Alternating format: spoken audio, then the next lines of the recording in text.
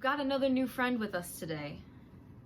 And, if my school is going to keep doing events with stuffed animals, I don't know if you'll be able to see me anymore by the time this series is done.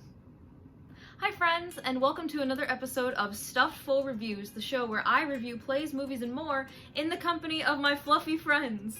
Today, we're going to be looking at the 1984 play Ma Rainey's Black Bottom.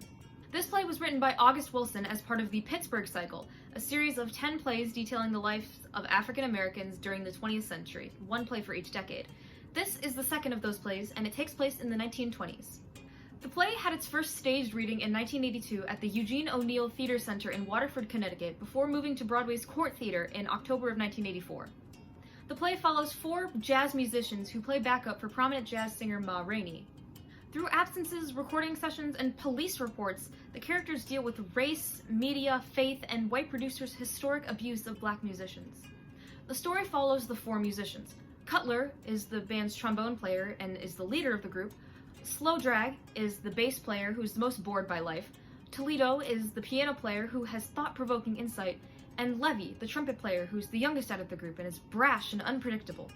The theme of the play is about how white owners of the music industry capitalize on black musicians who are just trying to make art.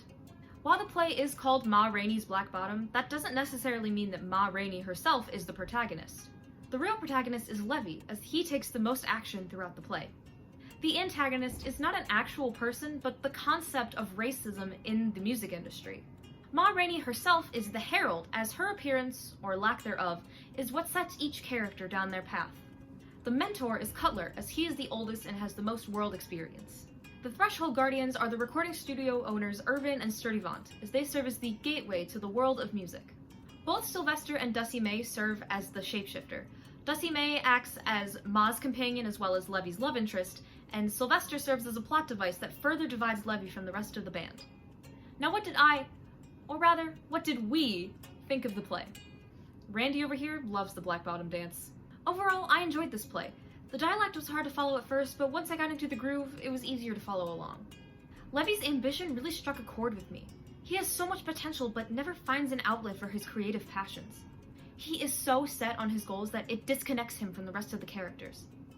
We've all been Levy at some point in our lives. This play felt so real. I felt as though I was in the room with these characters, and that created a fun sense of uneasiness that I think you're supposed to feel. The character progression and the music are what make this play worth seeing. I would recommend this play to young activists who want to learn more about America's history. Well, that does it for this episode of Stuffed Full Reviews. I'll see you next time. Bye! This is so silly. I am a college student. I am in honors college.